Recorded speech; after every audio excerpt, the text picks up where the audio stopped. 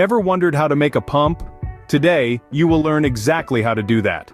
A pump, in its simplest form, is a device that moves fluids, such as liquids or gases, by mechanical action. They serve an array of functions, from inflating your bicycle tires to helping circulate the water in your fish tank. They're even integral to more complex systems like your car's engine or the human heart. Understanding how a pump works not only satisfies our natural curiosity, but also gives insight into a mechanism that's so essential in our daily lives. So, how do you make a pump? It's a process that involves several key steps: gathering the right materials, preparing them, assembling the pump, and finally, understanding its mechanism. Each step, while simple, is crucial to the successful creation of a functional pump.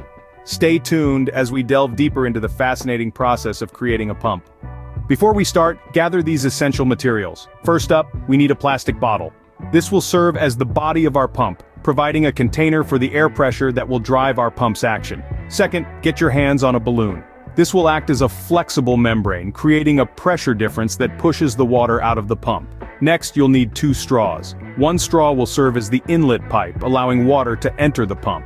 The second straw will be the outlet pipe, where the water exits the pump. Also, don't forget to have a pair of scissors ready. We'll need this for cutting the straws to the right size and making a hole in the bottle cap.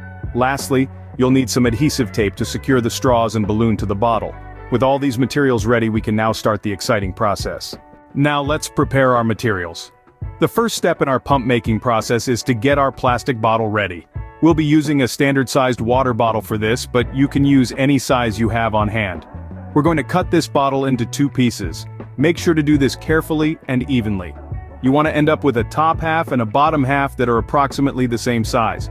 Next, we're going to prepare the straw. This will act as the main conduit for the water in our pump, so it's essential to get the size just right. We're aiming for a length that's about the same as the height of our bottle.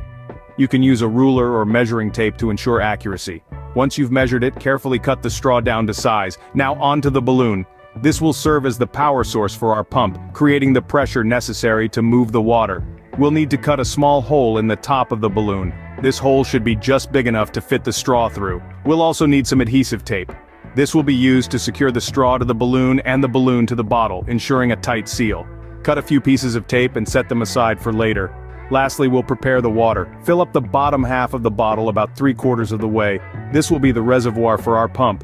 Remember, safety is paramount in every DIY project. Always use caution when handling sharp objects and make sure to clean up any debris to avoid accidents. As we move through these steps, it's important to remember that precision is key. The more carefully you prepare your materials, the better your pump will function. Now that our materials are ready, it's time to assemble our pump. Time to put our pieces together. First off, let's get the balloon ready. We're going to attach it to the straw, but it's not as simple as just sticking it on there. We need to create a seal so that air can't escape. So, take a rubber band and wrap it around the end of the straw where it meets the balloon. Make sure it's tight, but don't squeeze so hard that you crush the straw. You want to create a solid, airtight seal, but you also don't want to impede airflow. Next, let's prepare the bottle. This is going to act as our air reservoir. Take your straw balloon assembly and insert it into the bottle. The balloon should be inside the bottle with the straw sticking out of the top. Again, we want an airtight seal, so take a piece of modeling clay and wrap it around the spot where the straw exits the bottle. Mold it so it's snug and secure. Make sure you leave enough straw sticking out of the top so you can blow into it later. Now let's get our valve ready. This is going to control the flow of air into and out of our pump. We're going to use a simple one-way valve made from a piece of plastic and a rubber band. Take the plastic piece and attach it to the straw on the outside of the bottle. It should be positioned so that it covers the end of the straw when it's at rest, but can be pushed aside when you blow into the straw. Secure it in place with a rubber band. The next step is to create the pumping mechanism. For this, we'll use a second balloon. Attach this balloon to the straw on the outside of the bottle, just like you did with the first one. But this time, instead of creating a seal, you want to allow for a bit of movement. This balloon is going to inflate and deflate as we operate the pump, so it needs to be able to expand and contract. The final step is to connect our pump to whatever we want to pump. This could be a toy, a model, a science experiment, or anything else you can think of. Simply attach a second straw to the end of the first one, outside the bottle. This will act as our output tube. Secure it with a rubber band and make sure it's tight. And voila! We have assembled our pump, but how does it work? Now that we have our pump, let's understand how it works. The pump operates on a principle as old as human civilization itself, the principle of air pressure difference.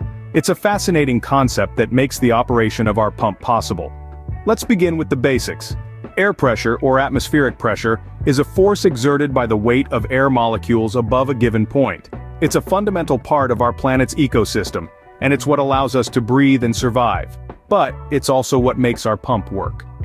When we manipulate the air pressure inside the pump, we create a difference, or a gradient, between the pressure inside and outside the pump. This difference is what powers the pump and allows it to move fluid from one place to another. So how do we create this pressure difference in our pump? Quite simply, it's all in the action of the pump handle. When you pull the handle up, you create a vacuum inside the pump. This vacuum is an area of lower pressure. Because nature abhors a vacuum, the outside air pressure pushes fluid into the pump to fill this vacuum. When you push the handle down, you compress the air inside the pump, creating an area of higher pressure. This higher pressure forces the fluid out of the pump and into wherever you want it to go. It's a simple yet ingenious mechanism, and it's the same principle that powers everything from the bicycle tire pump in your garage to the water pump in your garden. Understanding the mechanism of the pump not only gives you a deeper appreciation for the device you've just assembled, but also opens up a world of understanding about the forces that shape our everyday lives. From the weather patterns that determine whether we need an umbrella, to the functioning of our own lungs, it's all about pressure differences. Now, not only have you made a pump, but you also understand how it works. Let's recap the amazing journey we had today. We started off with a basic introduction and an overview of what we were setting out to achieve. Then, we moved on to gathering the materials needed, from the smallest screw to the main body of the pump. We carefully prepared these materials, ensuring they were in the right condition for our project. We then moved on to the heart of the matter, assembling the pump. It was a meticulous process, but we made sure every part was in its rightful place, ensuring the pump would work flawlessly. And it wasn't just about putting it together, we also took the time to understand the pump's mechanism, learning how each component contributes to the whole operation. Congratulations on creating your first pump. Remember, the world of DIY is full of endless possibilities, so keep exploring.